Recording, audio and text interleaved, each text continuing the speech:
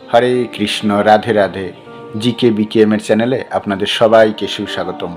বন্ধুরা, এটা তো আপনারা সকলে জানেন, নিয়তির লেখা কখনো খণ্ডানো যায় না।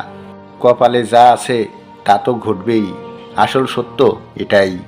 আমাদের ভালো কর্মের দ্বারা যদি আমাদের ভাগ্যে খারাপ কিছু লেখা থাকে, তা কিছুটা আমরা লাঘব করতে পারি। কিন্তু যদি আমাদের কর্ম ভালো না হয়, তাহলে কপালের লিখন যাই ছিল তাই ঘটবে। চলুন এই গল্পটির মাধ্যমে বোঝার চেষ্টা করি। বহুদিন আগের কথা, কাশীতে একজন মহান ব্রাহ্মণ জ্যোতিষী ছিলেন। তিনি এতটাই জ্যোতিষবিদ্যায় পারদর্শী ছিলেন, যে কোনো মানুষের হাতের রেখা ও কপাল দেখলে তিনি ভবিষ্যৎ বলে দিতে পারতেন।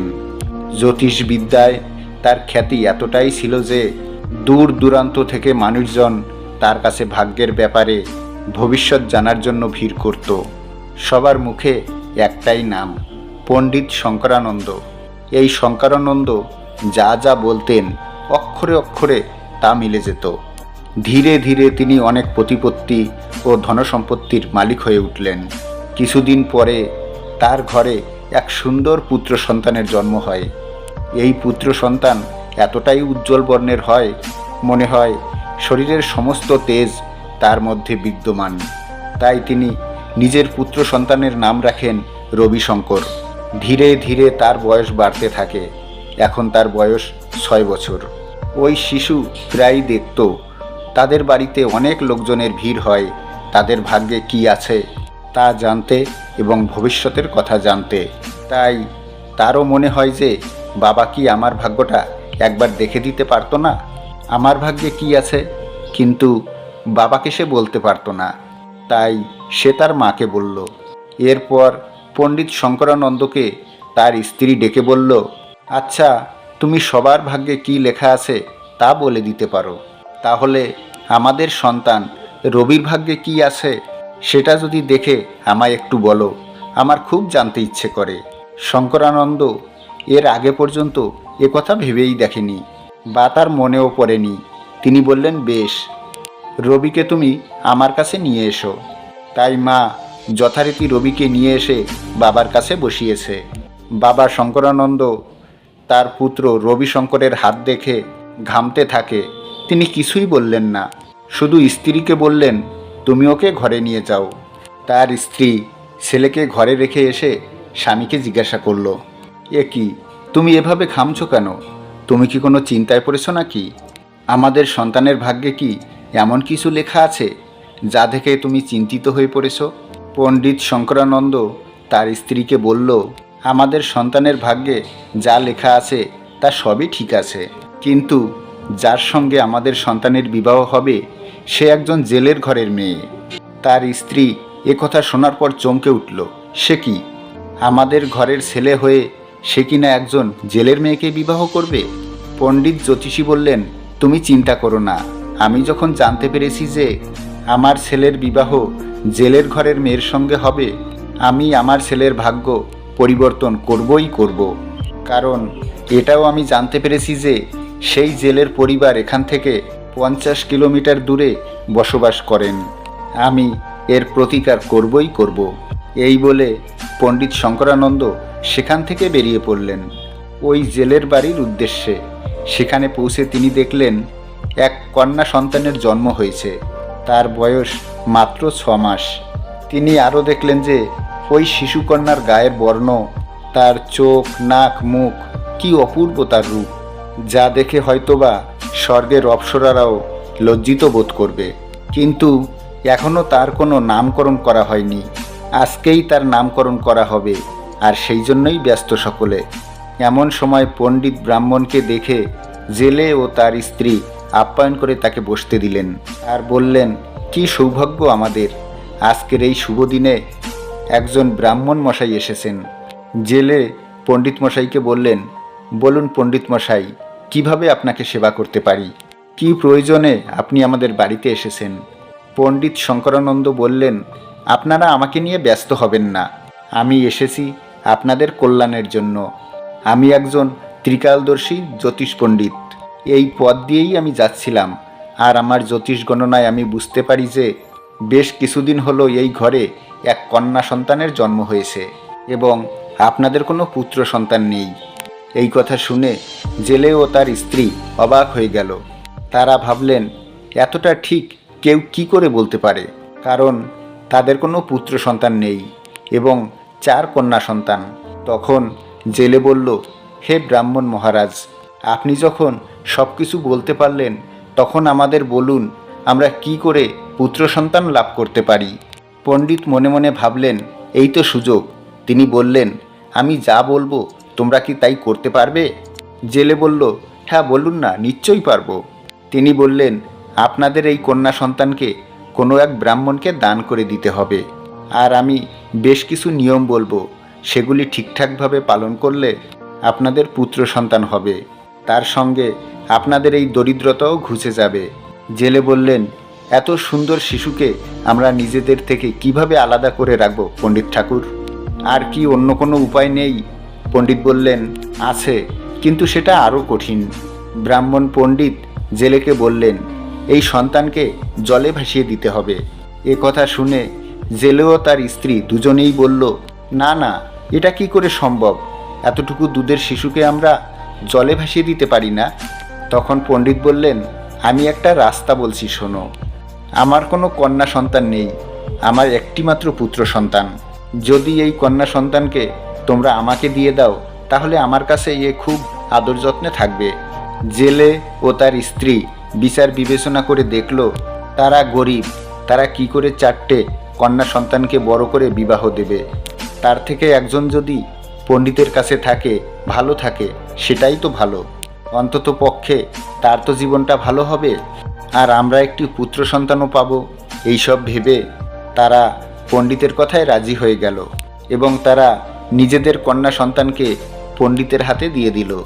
পণ্ডিত মশাই কন্যা সন্তানটিকে নিয়ে কিছু দূর যাবার পরে ভাবল, একে গঙ্গার জলে ভাসিয়ে দিই, এখান থেকে অনেক দূরে চলে যাবে, আমার ছেলের জীবন থেকে অনেক দূরে চলে যাবে। এই ভেবে ছোট্ট শিশু কন্যাটিকে একটি কাপড়ে জড়িয়ে একটা কাঠের বাক্স করে গঙ্গার জলে ভাসিয়ে দিল। এদিকে কাশী থেকে অনেক দূরে এক গ্রামীণ রাজ্যে বাস করত এক উচ্চকুল্য সম্পূর্ণ ব্রাহ্মণ দম্পতি। সেই ব্রাহ্মণ প্রতিদিন সকালে গঙ্গায় আসতেন আর গঙ্গায় স্নান করতেন এবং মা গঙ্গাকে বলতেন, মা জননী, আমরা সারা জীবন নিঃসন্তান হয়ে রইলাম, কৃপা করো মা, আমাদের একটি সন্তান দিও। প্রতিদিনের মতো আজও এমনি করে বলছেন। এমন সময় দেখতে পেলেন একটি কাঠের বাক্স তার পায়ের কাছে এসে আটকে গেল। বাক্সটি নিয়ে এসে খুলে দেখল তার ভিতরে একটি ছোট্ট শিশুকন্যা ঘুমিয়ে আছে। সঙ্গে সঙ্গে তিনি কোলে তুলে দেখতে লাগলেন শিশুকন্যাটি মৃত নাকি জীবিত। তাই তিনি পিঠে হাত বোলাতে লাগলেন এবং পিঠে হাত বোলাতে বোলাতে শিশুটি হঠাৎ করেই কাঁদতে শুরু করলো। ব্রাহ্মণ তখন মনে মনে মা গঙ্গাকে প্রণাম জানিয়ে বললেন, মা, তোমায় অনেক ধন্যবাদ মা, তুমি আমায় কৃপা করেছ। এরপর তিনি মা গঙ্গাকে প্রণাম করে কন্যা সন্তানটিকে নিয়ে বাড়িতে চলে এলেন। ধীরে ধীরে জেলের সেই কন্যা ব্রাহ্মণের ঘরে বড় হতে থাকে। তার রূপ আরও সুন্দর হয়েছে এবং ব্রাহ্মণ দম্পতি তার নাম রাখল চন্দ্রমল্লিকা। চাঁদের মতো মুখ ও গায়ের রং, তা দেখে কাম ও রতি লজ্জা পাবে। এদিকে কাশীতে পণ্ডিত শঙ্করানন্দের পুত্র এক অতি সুন্দর ও বলিষ্ঠ যুবকে পরিণত হয়। তাকে বিবাহ দেওয়ার জন্য পণ্ডিত চারিদিকে খোঁজ লাগায়, কিন্তু সুন্দরী রূপবতী গুণবতী কন্যা খুঁজে পেলেন না। খোঁজ না পেয়ে তিনি নিজেই বেরিয়ে পড়লেন পুত্রবধূর সন্ধানে। বহু দূর দূর গিয়েও তিনি নিজের পুত্রবধূর সন্তান পেলেন না। ক্লান্ত পরিশ্রান্ত হয়ে পণ্ডিত ফেরত আসতে শুরু করেন। পথের মধ্যে দেখা হলো সেই ব্রাহ্মণের সঙ্গে, অর্থাৎ চন্দ্রমল্লিকার বাবার সঙ্গে।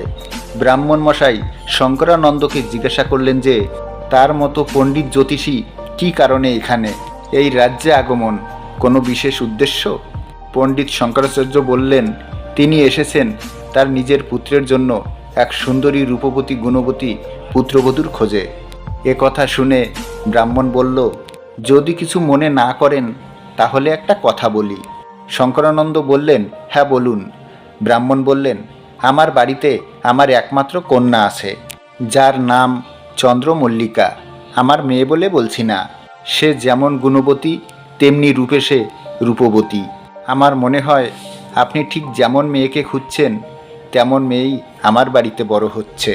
পণ্ডিত জ্যোতিষী মনে মনে ভাবলেন, তাই তো, ইনি তো একজন ব্রাহ্মণ, তাহলে এই মেয়েকে দেখা যেতেই পারে। তারপর তিনি সেই ব্রাহ্মণের সঙ্গে তার বাড়ির দিকে রওনা দিলেন। সেখানে গিয়ে তিনি চন্দ্রমল্লিকাকে দেখে অবাক হয়ে গেলেন। এত সুন্দরী কেউ হতে পারে? তিনি ভাবলেন, সৃষ্টিকর্তা মনে হয় তার সব সময়টুকু দিয়ে এই সুন্দরী রূপবতী যুবতীকে সৃষ্টি করেছেন। তাই তিনি ব্রাহ্মণ পণ্ডিতকে বললেন, আমি আপনার মেয়েকে আমার ছেলের পুত্রবধূ হিসেবে গ্রহণ করলাম, আর আপনি আমার সঙ্গে চলুন আমার বাড়িতে, আমার পুত্রকে দেখবেন, আর যদি আপনার পছন্দ হয় তাহলে বিবাহের আয়োজন করা যাবে। কথা মতো ব্রাহ্মণ মশাই অর্থাৎ চন্দ্রমল্লিকার বাবা শঙ্করানন্দর জ্যোতিষীর বাড়িতে গেলেন এবং তার পুত্রকে দেখে তারও পছন্দ হলো। পঞ্জিকা দেখে বিবাহর দিন ধার্য করে বিবাহ সম্পূর্ণ হলো। বেশ কিছুদিন পর শঙ্করানন্দ তার ছেলেকে বিদেশে পাঠালো ব্যবসার কাজে। ছেলে উচ্চ শিক্ষিত, ব্যবসা করে, তাই সেই ব্যবসার কাজে সে বিদেশে চলে গেল। একদিন শঙ্করানন্দ, বৌমা, তার স্ত্রী মিলে তিনজনে গল্প করছিলেন। গল্প করতে করতে পণ্ডিত শঙ্করানন্দের মনে হলো, বৌমার তো পুষ্টিও বিচার করা হয়নি, তার রূপে আমি মুগ্ধ হয়ে গিয়েছিলাম, তাই তার মনে হলো তাই বৌমার ভাগ্যটা দেখা দরকার। তিনি বৌমাকে বললেন, বৌমা, তোমার হাতটা একবার আমায় দেখাও তো। যখন শঙ্করানন্দ বৌমার হাতটা দেখল তখন দেখল, এ কি দেখছি আমি, এটাও কি সম্ভব? সঙ্গে সঙ্গে তিনি বৌমাকে জিজ্ঞাসা করলেন, বৌমা, তোমার বাড়িতে বাবা মা ছাড়া আর কে কে আছেন? বৌমা উত্তরে বলল, বাবা, যাদেরকে আমি বাবা মা বলে ডাকি ওনারা আমার জন্মদাতা পিতামাতা নয়। আমি বড় হয়ে শুনেছি গঙ্গার জলে ভেসে এসেছিলাম। আমাকে আমার বাবা মা জন্মের পর একটি কাঠের বাক্সে করে গঙ্গার জলে ভাসিয়ে দিয়েছিল, আর এই আমার বাবা মা আমাকে গঙ্গার জল থেকে উদ্ধার করে আমাকে মানুষ করেছেন। কিন্তু আমি আমার সেই জন্মদাত্রী পিতামাতাকে জানি না, তারা কোথায়? এ কথা শুনে শঙ্করানন্দ চমকে উঠল আর মনে মনে ভাবল, সত্যি ভাগ্যের লেখা কখনো বদলানো যায় না।